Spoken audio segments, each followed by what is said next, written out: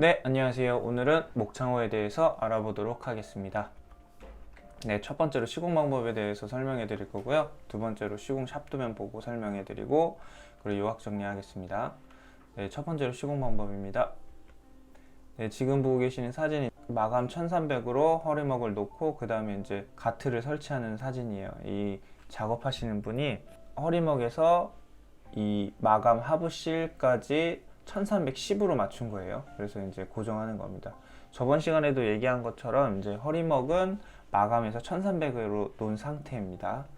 하부를 고정하고, 그리고 이제 이게 가틀이 완벽하게 설치된 부분이어서 이제 하부 사춤을 하고, 요게 지금 화장실 가틀 설치한 거고, 요게 지금 안방문 가틀을 설치한 사진입니다.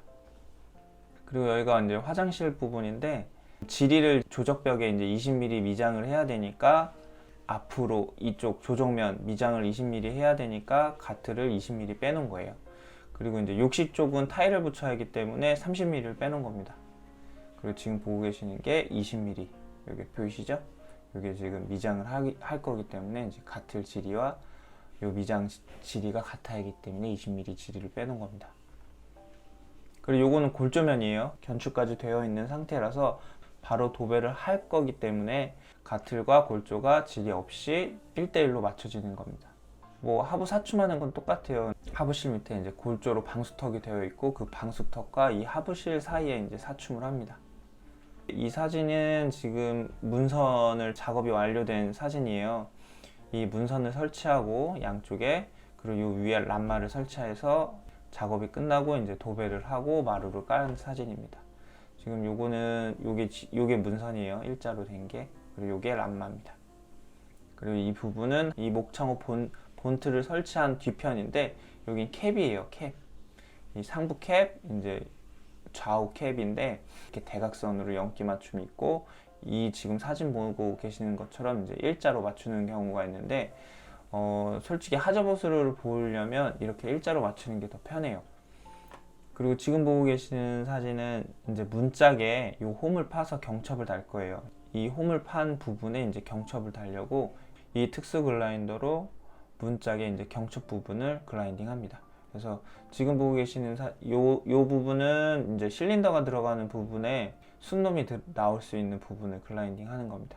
지금은 이제 가틀 부분에 이제 마블을 설치한 거예요. 이 타일 몰타를 치기 전에 이 마블을 설치한 사진인데, 이 가틀을 보시면 이 가틀의 끝 부분까지 이제 마블을 설치하는 경우가 있어요. 이렇게. 이런 거는 이제 보통 슬라이딩 도어에 들어갑니다. 그리고 이 지금 보고 계시는 사진처럼 이제 마블이 이렇게 크게 들어오는 경우도 있어요. 그리고 요거는 부대 시설인데, 여기랑 여기랑 이제 화장실과 요 복도 사이에 이제 단차가 없는 부분이에요. 그래서 뭐 단차가 이쪽에서 이쪽까지 10mm나 아니면 거의 없는 상태인데, 이제 마블을 이렇게 크게 설치하는 경우도 있습니다. 그리고 이게 세대 마블이에요. 이제 요 부분, 지금 이 부분이 목창호 가틀 부분이고, 이 가틀 부분에 맞춰서 이 마블을 설치한 거예요. 그리고 이게 마블 턱, 문짝을 닫았을 때 이제 물이 튀었을 때 이 턱이 없으면 이쪽 방으로 물이 흘러나오겠죠. 요거는 마블을 설치하고 마루를 설치했을 때의 부분인데, 여기 지금 턱이 안 보이죠? 요 턱은 떨어졌어요. 그래서 나중에 설치를 하고 코킹을 쏠 겁니다. 항상 코킹을 쏠 수 있게 10mm 턱이 항상 있습니다. 그리고 이제 물이 이제 문짝에 묻었을 때 방이나 실 쪽으로 들어오지 못하도록 하는 이런 턱이 있어야 됩니다. 네, 지금 보고 계시는 거는 이제 손김 방지예요. 타입을 보시면 이렇게 안으로 들어가고 이제 나오고 하는 타입이고, 요건 이제 접히는 타입이에요. 폴딩식으로 돼 있는데, 제가 볼 때는 요게 더 편해요.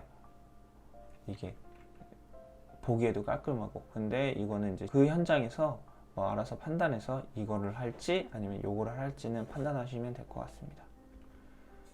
네, 지금 보고 계시는 사진이 이제 부대시설 목창호예요. SWD인데 이제 포켓도어라고 하죠. 문이 이렇게 있고, 이제 문이 안으로 들어가면 이쪽이 문이 열리는 부분이에요. 그래서 이쪽은 안 보여야 하기 때문에 이렇게 석고보드 2P를 쳤어요. 뭐 합판 원피를 치고 석고보드 원핀을 치는 경우도 있어요. 뭐 내구성이 더 좋긴 하겠죠. 그래서 이제 이쪽 골조면에 이제 바로 도배를 할 거기 때문에 여기는 이제 가틀이랑 거의 1대1 간격으로 이제 지리가 없습니다. 요 가틀을 설치했는데 이 콘크리트가 배가 불렀어요. 그래서 한 10mm에서 15mm 지금 가틀을 쪽을 댄 거예요. 이런 경우도 있어요. 그러면 나중에 본토를 발주낼 때는 요 가틀에 맞춰서 발주를 내면 됩니다.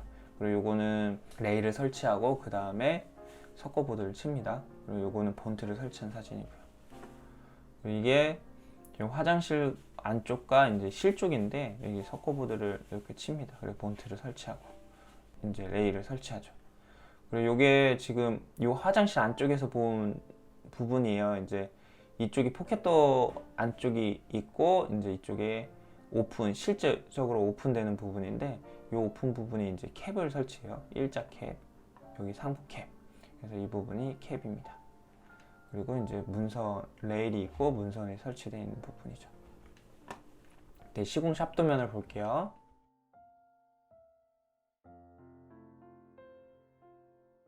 이 지금 샵도면을 보면 안방문이에요. 안방문. 안방문에는 이제 좌측에 아트월이 들어가요. 요 지금 아트월이 15mm인데 여기서 15mm예요. 그래서 이제 가틀을 보시면 이게 가틀이에요. 요 가틀을 보면 치수를 한번 재볼게요. 요 석거보드가 얼마인지. 요 석거보드가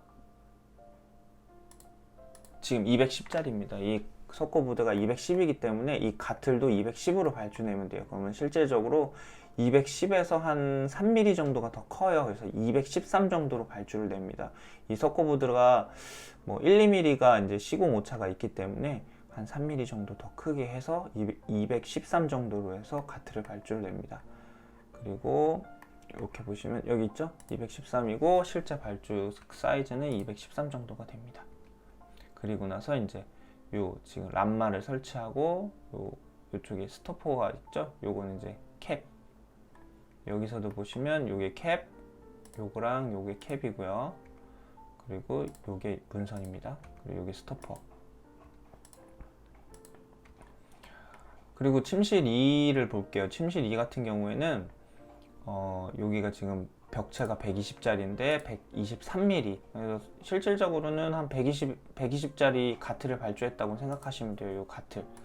나머지 본틀의 스타퍼나 아니면 캡이나 아니면 문선 같은 경우에는 그대로 붙이는 거기 때문에 크게 신경을 쓰지 않으셔도 돼요. 그리고 중요한 부분이 여기가 골조면인데 골조면에서는 이제 도배를 감게 되면 여기 한 10mm를 먹어요.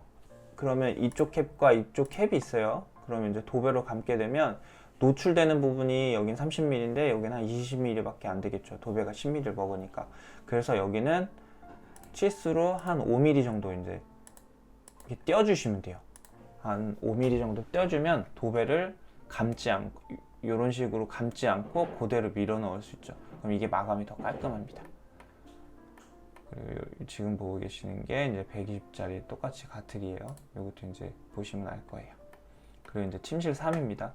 이 침실 3 같은 경우에는 이 안에 이제 120짜리 경량벽이 있고 이제 123으로 가틀을 발주낸 거예요. 예를 들어서 이 벽체가 한 150짜리예요. 그러면 가틀도 당연히 150짜리를 발주를 내야 됩니다. 그래서 요거만 주의해서 가틀 할 때는 항상 치수를 확인해서 발주를 하셔야 됩니다. 예, 마지막으로 욕실인데 욕실 같은 경우는 지금 조적벽이에요. 요게 조적벽인데 여기 지금 타일을 시공합니다. 요 조적벽에서 항상 30mm를 빼고 시공을 해야 합니다. 이 치수는 절대 치수예요. 그래서 이 치수가 너무 앞으로 오면 이제 이 타일 받쳤을 때 여기가 떨어지겠죠. 그리고 만약에 이 30mm보다 목창후에 캡을 먹게 되면 이 30mm 노출이 이쪽과 이쪽이 차이가 있겠죠. 그럼 마감상 보기가 좋지 않기 때문에 여기서 항상 30mm 띄는 거는 지켜주셔야 됩니다. 그리고 여기도 또 마찬가지예요. 여기도 가틀에서 이제 타일이 30mm이기 때문에 이제 항상 가틀은 30mm 더 뺍니다. 그리고 이쪽은 이제 미장질이는 항상 앞으로 빼야 돼요. 그래서 조적 치수가 90이라고 하면 가틀은 140을 빼내야 됩니다. 그리고 이제 마지막으로 이전에도 말씀드렸다시피 요 마블이 중요해요. 요 마블 치수. 왜 마블 치수가 중요하면 이 가틀 하부실 위치를 잡는 게 중요해요. 그래서 이 마블실이 여기서부터 여기까지 지금 50mm죠. 만약에 50mm가 아니라 60mm, 70mm 같은 경우는 이 가틀을 그만큼 옮겨줘야 돼요. 이 목창호 가틀 하부실에 맞춰서 이 마블을 붙여갖고 시공하기 때문에 요거는 항상 마블실 치수는 확인하고 그 다음에 가틀을 발주하셔야 됩니다. 네, 마지막으로 요약 정리할게요. 네, 맨 처음에는 가틀 발주 시에 최종 마감 두께에 맞춰서 발주를 해야 돼요. 뭐 가틀이 뭐 120, 150, 뭐 190, 210 이렇게 나올 수도 있는데 요 가틀 발주하는 거는 골조가 됐든 경량벽이 됐든 뭐 조적의 미장벽이 됐든 최종 마감에 맞춰서 가틀은 사이즈를 맞춰서 꼭 정치수로 해서 발주를 내셔야 됩니다. 그래서 본틀 같은 경우에는 본틀은 가틀에 뭐 다 붙이는 거기 때문에 중요하진 않아요. 뭐 알아서 맞출 수 있기 때문에. 그래서 가틀 발주 낼 때는 반드시 최종 마감 두께를 확인하고 발주를 내셔야 됩니다. 그리고 포켓도 시공 시에 유효폭을 꼭 확인해야 돼요. 뭐 예전에는 850이 유효폭이었는데 요즘에는 900으로 확대됐습니다. 그래서 항상 유효폭이 900이 나오는지 손잡이를 설치하고 포켓도어에 들어가지 않기 때문에 그것도 확인해서 문이 최종 열려 있을 때 들어갈 수 있는 유효폭이 900이 나오는지 확인을 꼭 하셔야 됩니다. 그 시공 순서를 보시면 일단은 목창호 가틀을 설치해요. 그리고 방통을 타설하고 벽 타일, 그리고 바닥 타일, 그리고 문선을 설치합니다. 그리고 문짝을 설치하고 도배를 해요. 뭐 도배를 먼저 하고 문짝을 설치해도 상관은 없습니다. 그리고 마지막에 손끼임 방지를 설치하고 공사가 끝납니다. 네, 이상입니다.